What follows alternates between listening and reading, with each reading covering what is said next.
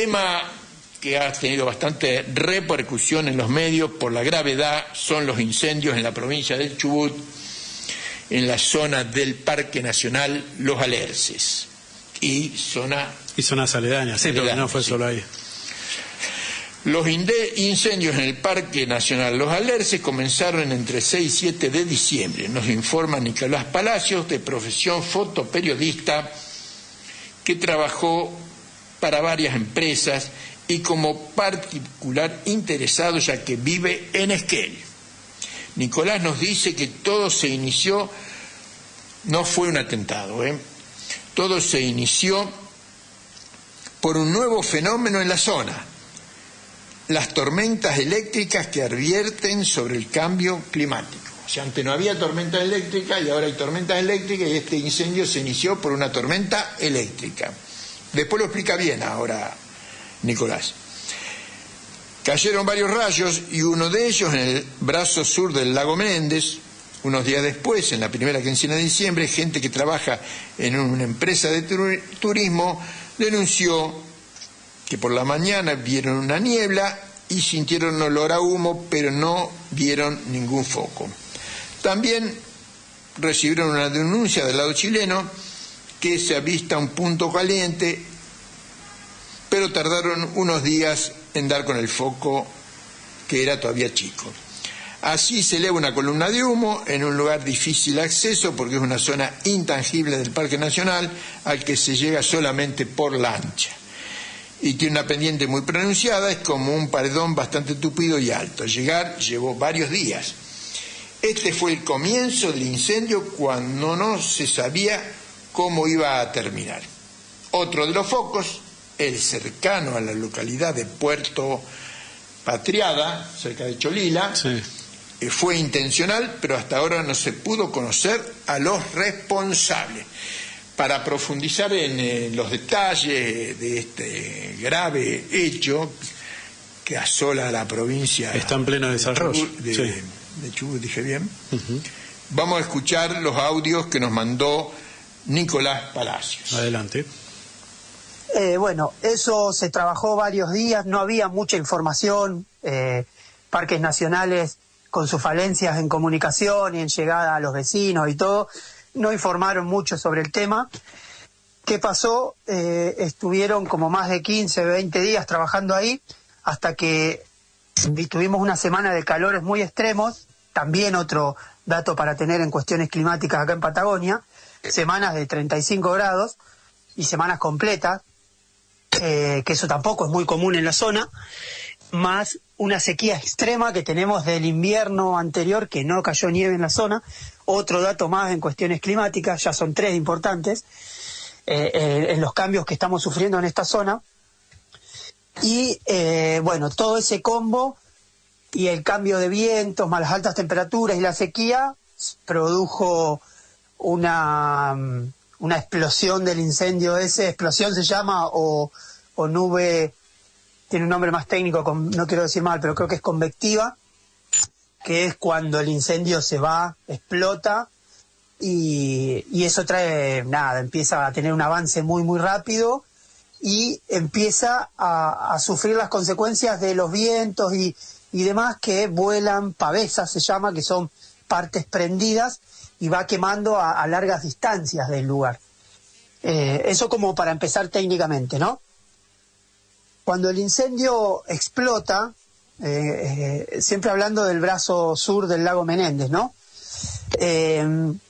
Eso trae como consecuencia que una pavesa salte el lago, más de 2,5 kilómetros, y prenda la parte de enfrente, que es la zona donde sí ya es una zona tangible o de impacto, donde los visitantes o las personas que vivimos acá usamos y disfrutamos, y empieza a prenderse del otro lado, que es la zona del Lago Verde y Río Arrayanes.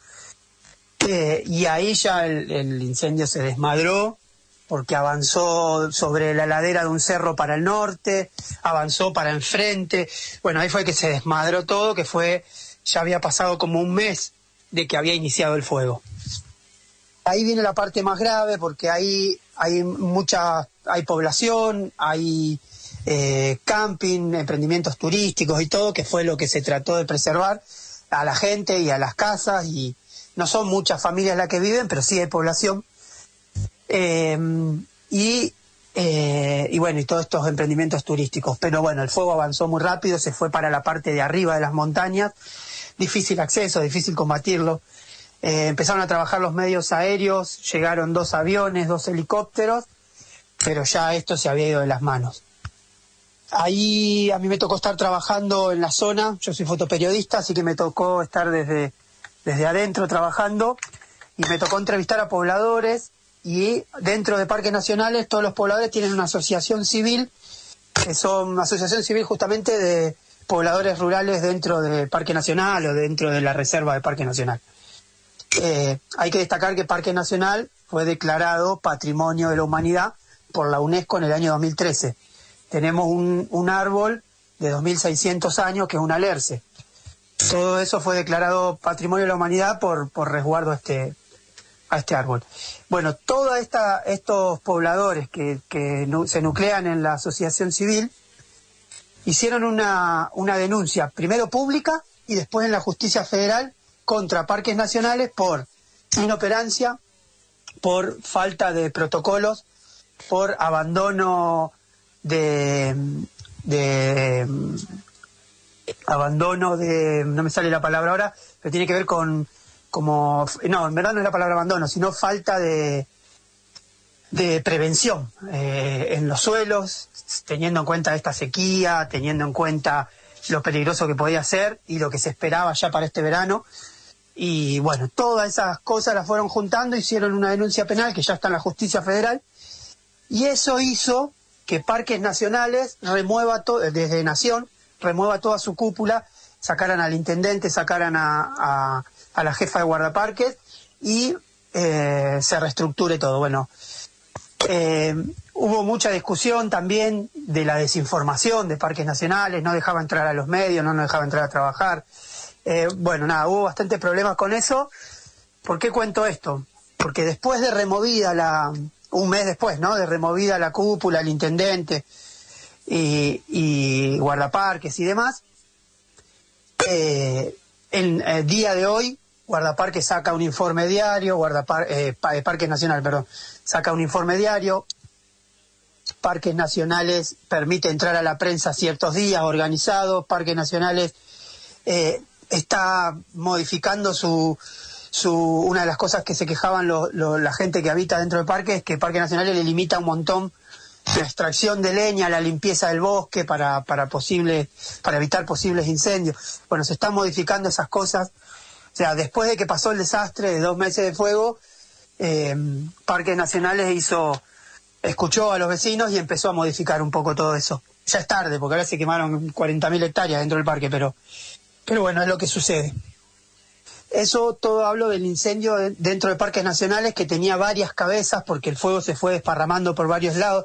Llegó a tener 4 o 5 cabezas del fuego, y de una magnitud incontrolable, de los cuales uno de ellos se desata el fuego de Cholila. El fuego de Cholila, uno de los fuegos de Cholila, era el mismo del Parque Nacional, que se acercó al poblado de Cholila. Y después, en simultáneo, fue el incendio de Puerto Patriada, que ese fue un incendio intencional. Ese incendio también fue gravísimo porque ahí se quemaron como 50 casas, hubo personas accidentadas con quemaduras y todo, no hubo víctimas fatales, pero sí hubo mucha pérdida de chacra, finca, casa, bueno, historia, cultura, todo, ¿no? Una pérdida tremenda. Fueron varios días bueno, en la actualidad sigue prendido, hay focos que siguen prendidos, los vecinos están haciendo guardia de cenizas y apagando focos que se van reactivando y todo, pero no tiene mucho más para quemar porque es un desastre, quemó todo.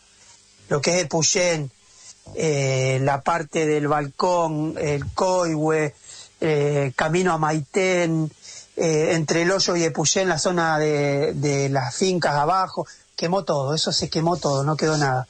El Cerro Pirque por completo. Y ese mismo fuego fue el que llega por el otro lado a Cholila también, o sea, a Cholila llega el del Parque Nacional y el de Epuyén. Nunca estuvo en peligro el pueblo, como en algún momento se filtró por redes y todo. sí se quemó las zonas aledañas, que son zonas rurales, la veranada, y ahí viene una de las problemáticas más graves, más allá de la pérdida tremenda de bosque nativo que estamos teniendo en los últimos 15 años, diría. Esta es una magnitud impresionante en hectáreas, pero también viene el problema para los pobladores que tienen animales. Se quemaron todas las veranadas. Las veranadas son los lugares donde la gente lleva justamente sus animales a pastar en época de verano, y en el invierno los bajan a zonas más bajas donde hay otras pasturas.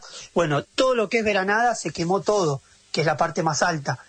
Eso quiere decir que ahora vienen 10 meses de no saber cómo van a alimentar esos animales, porque la pastura que está entregando la provincia, nación, parques nacionales, no sé, diferentes organismos, no va a alcanzar, porque esto es un problema a 10 meses, como decía antes.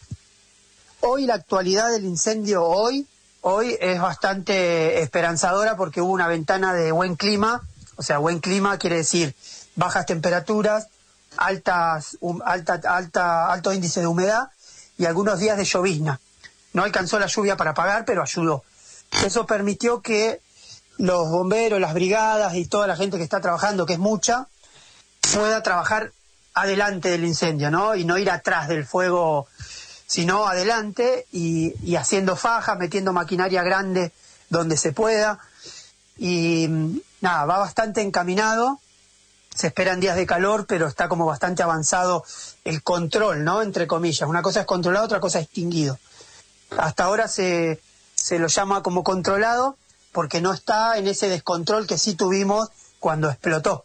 Que ahí sí fue un descontrol y el fuego avanzó para donde quiso. Lo que también sucedió, que es interesante recalcar, es que a partir de todo esto, los vecinos de la ciudad de Esquel, que somos los más cercanos al Parque Nacional, o la ciudad más cercana, se organizó en asambleas, y nace la asamblea de vecinos autoconvocados por los bosques. Y ante la desidia estatal, municipal, provincial, nacional y de parques nacionales, porque esto es un combo de sucesiones de cosas que están mal, desde los estados van fallando, desde el estado va fallando cada uno en una pata, y después terminó en el desastre que terminó. Prevención, insumos, brigadistas, para que se tenga en cuenta, Parques Nacionales tiene que contar con 700 brigadistas como mínimo, ¿no? Está escrito en estatuto, en leyes de Parques Nacionales. Bueno, cuentan con menos de la mitad de ese número, ¿no? De 700 personas que se necesitan para estar como brigadistas, para Parques Nacionales. Bueno, ahora llegaron brigadas de todo el país, de todos lados, Entre Ríos, Santa Cruz, Misiones, Corrientes. O sea, ayer trabajando en terreno con las fajas y todo, había más de 200 y pico de personas, acá en el Parque Nacional solamente. Bueno, todo ese trabajo que se está haciendo ahora se tendría que haber hecho más tranquilo y con mejor organización, y incluso iba a salir mucho más barato, porque hablaban de los presupuestos millonarios que se están gastando ahora, si se hubiese hecho como prevención y no después del desastre, ¿no? O correr atrás del desastre. Bueno, todos esos reclamos, los vecinos de Esquel también presentaron una denuncia y está en la justicia también. Eso sirvió, toda la presión social, más las denuncias de parque, más la denuncia de los vecinos de Esquel y todo, que bueno, nada, esto, que se haga cargo Parques Nacionales de lo que no venía haciendo, que haga modificaciones dentro de Parques Nacionales, las leyes que no permitía a los pobladores hacer ciertas prácticas. Y también, que me parece importante recalcar, es que el gobernador de la provincia de Chubut, Ignacio Torres, al principio de todo esto, como suele hacer, buscó un chivo expiatorio, que es el pueblo mapuche. Siempre lo primero que hacen es salir a culpar al pueblo mapuche, porque atrás de esas denuncias, atrás de esos desalojos que vienen llevando hace años contra las comunidades, hay un montón de intereses. Intereses turísticos, intereses territoriales, intereses extractivistas, que no tienen que ver con este incendio, Estoy hablando de desalojos de comunidades y resistencia en los territorios. El gobernador Ignacio Torres, lo primero que dijo fue que el incendio no del Parque Nacional, el de Puerto Patriada, fue culpada a una mujer mapuche dentro de una comunidad. Después eso se demostró que no fue así. Ahora, después, en ese mismo incendio salió a decir que no se necesitaban donaciones de afuera para ayudar, que estaba todo bajo control, cuando en verdad no era así. El incendio se había ido por todos lados y estaba llena de brigadas de vecinos autoconvocados, sin equipamiento, con conocimiento de trabajo en incendios forestales de gran magnitud, pero no teniendo los recursos, no los dejaban entrar. Bueno, un mes después, lo escuché a Nacho Torres justo ayer, antes de ayer, dando una entrevista, y era un discurso completamente distinto al que venía llevando. De golpe y porrazo, las comunidades mapuches son las que cuidan el territorio, en su discurso, ¿no? De golpe y porrazo, las brigadas autoconvocadas, que eran los que no dejaban trabajar ellos, fueron fundamentales. De golpe y porrazo, las donaciones ayudaron un montón para que esta gente trabaje. Fue cambiando su discurso. Una persona muy hábil, que siempre cae bien parada, muy carismática, y bueno, es el mismo que amenazó a un periodista en plena conferencia de prensa cuando esto inició. Como no es un dato menor eso también, porque ahora que está todo más tranquilo, todos se suben a esto, ¿no? A como que está todo bien, que trabajamos bien en comunidad, y la verdad que no es así. Sí, destacar que las brigadas de vecinos autoconvocados, tanto en Cholila como en Epuyén, como en el Parque Nacional Los Alerces, son fundamentales, porque las brigadas autoconvocados funcionan con equipos de ataque, con equipos de cuadrilla de trabajo en terreno, se hace limpieza, se moja, se enfría, se recarga los autobombas de las brigadas, de los bomberos, son fundamentales. Es más, son mucho más que las brigadas oficiales. Y el trabajo, ni hablar, destacar que hacen las brigadas, ¿no? La brigada de incendio, manejo del fuego, los bomberos voluntarios. Es impresionante el laburo físico que hacen. Y dentro de todo este lío, ¿no? Este gran lío, destacar también esto, que sus sueldos están precarizados, están abajo de la línea de pobreza del brigadista. Estoy hablando de 860.000 pesos, creo que es un sueldo de un brigadista. Y acá en Patagonia, que es como zona, bueno, no me sale la palabra ahora, pero es una zona donde cobra un plus. Hay lugares del país que manejo del fuego están 600 y pico de miles de pesos un brigadista.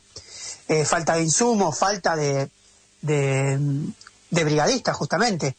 No alcanzan las cuadrillas, no alcanza.